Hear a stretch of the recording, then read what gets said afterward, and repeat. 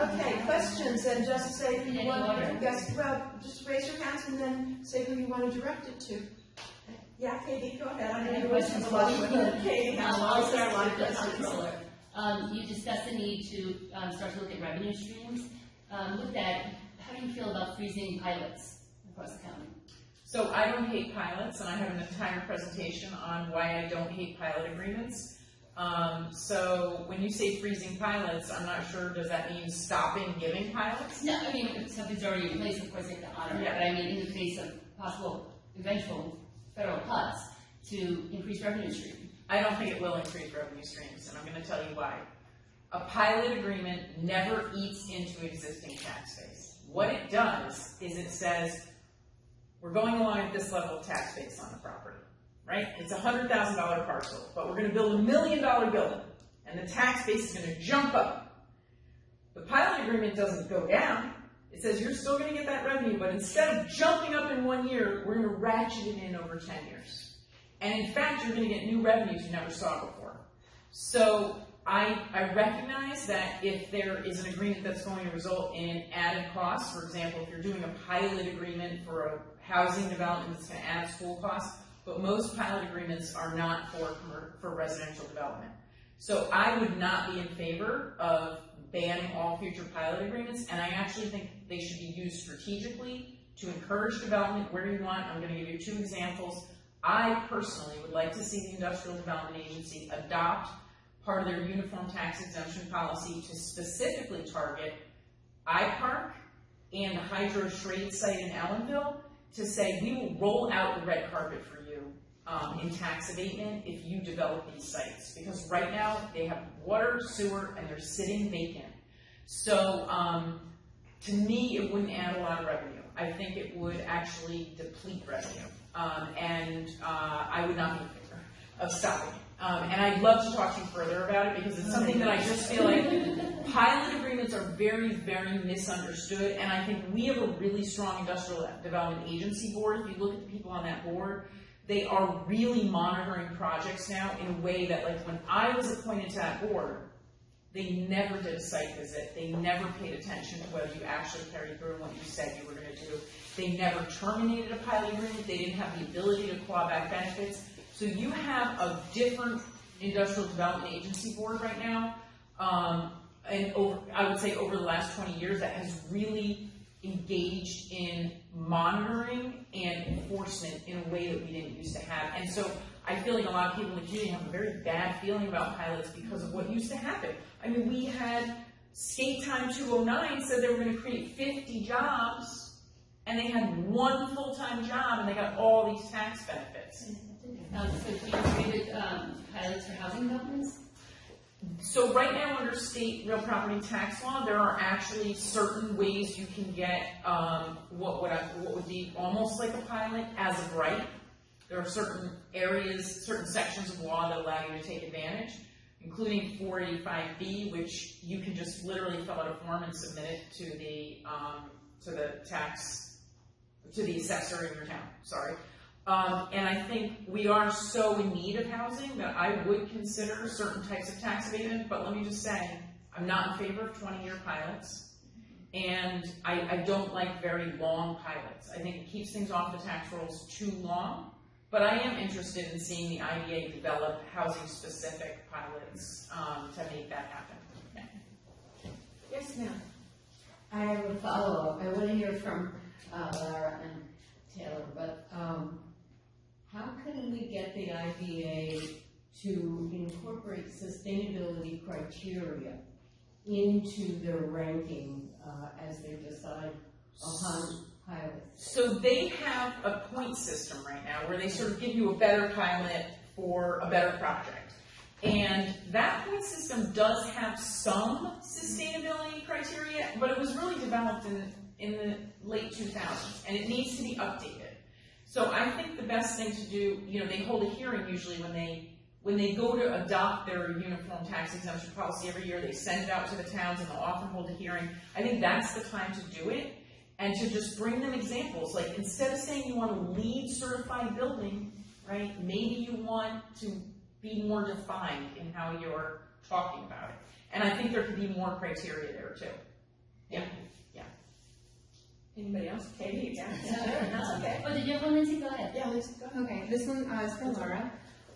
You spoke a bit about emergency situations where you have to come up with plans to provide children's safety. I'm sure that there's a lot of different cases. I was just curious if you belong to any high-risk teams in the county that strategize and collaborate with related services for families. And if not, do you personally collaborate with Ulster County Family Service providers?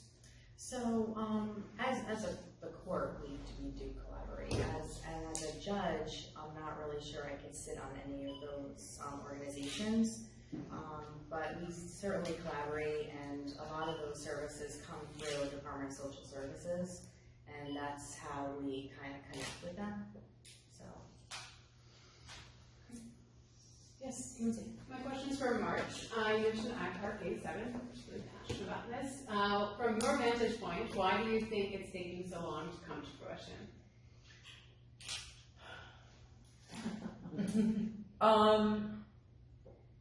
It has not been handled well. Well, let me back up and say there's been a lot of issues that have come to the fore. One is the major developer passed away. That was a huge crisis. But we have not expedited on our side certain requests and things that were needed. And I was telling the county executive recently, like I was looking at the minutes of the UCDW board, which had oversight for that. And each time IPAR came in and asked for something, it took us 6 months to get it done. That's too long. We're not moving at the speed of business. So that's a problem. And that board has been a very troubled board.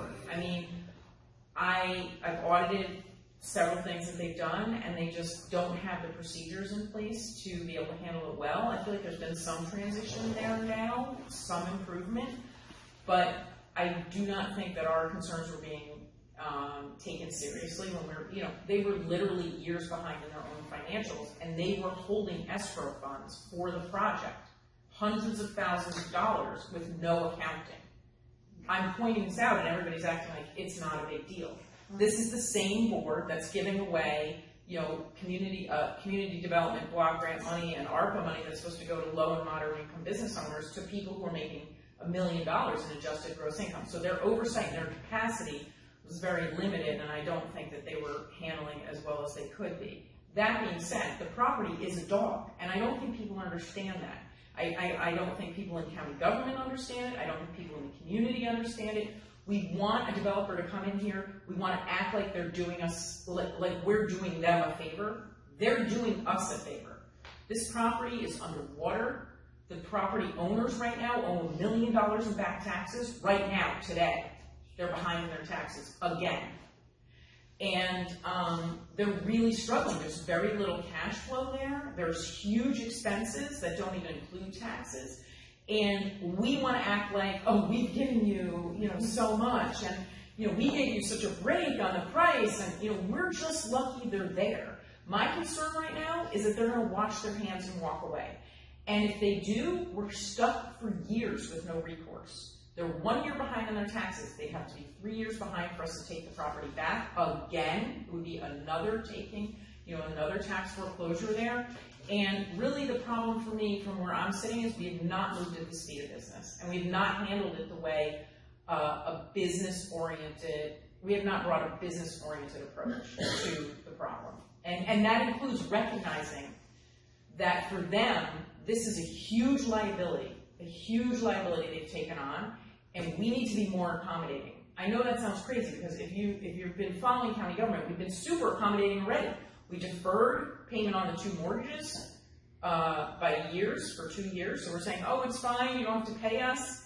We have gone out of our way, but we've done it grudgingly, and we've taken 6 months to do each thing they've asked. So I'd be happy to talk to you more about it offline, but that's a quick summary, I'm sorry to say.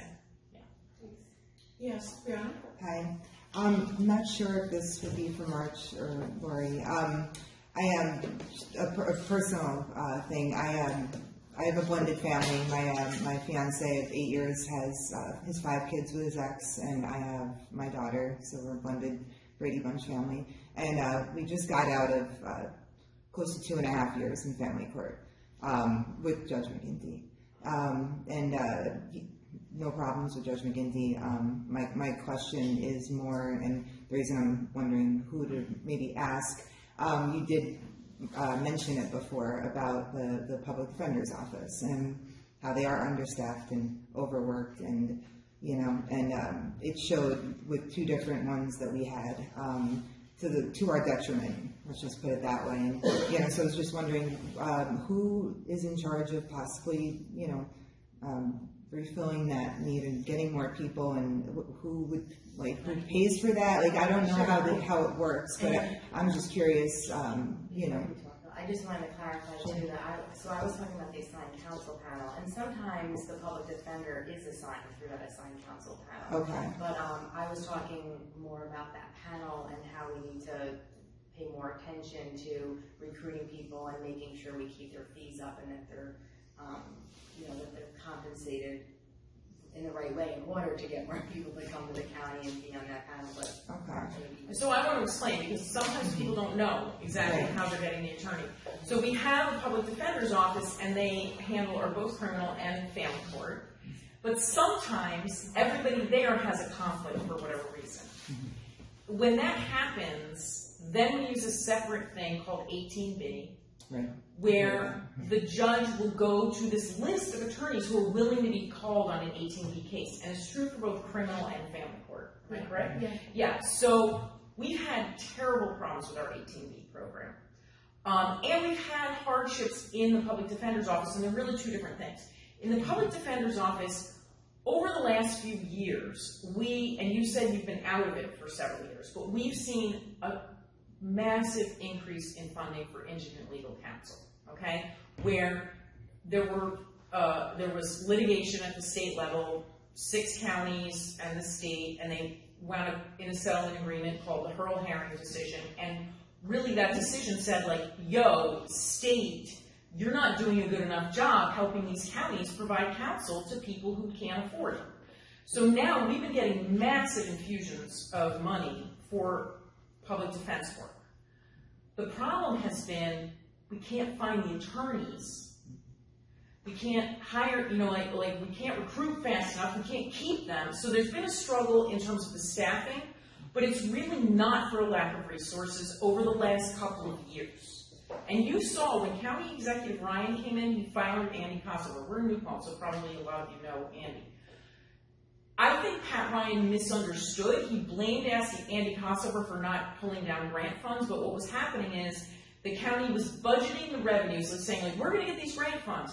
Well, those grants are only reimbursement grants. You have to spend the money to get it. And then on the expenditure side, we never budgeted the positions. So Andy Kosover couldn't hire the people he needed to capture the grant funds. So you're kind of seeing us catch up now, okay, to fix that problem. That's different than the 18B problem. And the 18B problem was that attorneys were compensated at a pitiful cost per hour. What was it, Lara? It was like $60 an hour or something, 50. I mean, it was so low, and no attorney in private practice can do that. It sounds like a lot of money. $60 an hour sounds like not bad, but it's not. But it is not good when you're paying overhead, rent, malpractice insurance, staffing to run your cases. The state massively increased the rate. So now we can pay 18B attorneys a much better rate. However, it's the same thing as in the public defender's office where we're still in a recruitment backlog. We just changed the 18B coordinator. We had somebody there who was extremely grumpy and difficult to deal with, and attorneys who would think oh, I'll get engaged as an 18B attorney, and then they get involved in one case and be like, forget it, I'm not going to do it. It's too hard to access. So there's changes coming, and that's why I'm really excited to hear Lara say that she wants to get involved in recruiting, because what we need to go into the communities and say, this is a great opportunity for you as an attorney to make extra money on the side, give back to your community, you'll be well compensated, there's training, there's camaraderie, and there's great cases here. We haven't said that yet. So we're kind of behind, and I'm really excited if you're willing to do that work, because I think the message will get out. So anyway, you were involved at a terrible time. Things are getting better, not fast enough, but they are.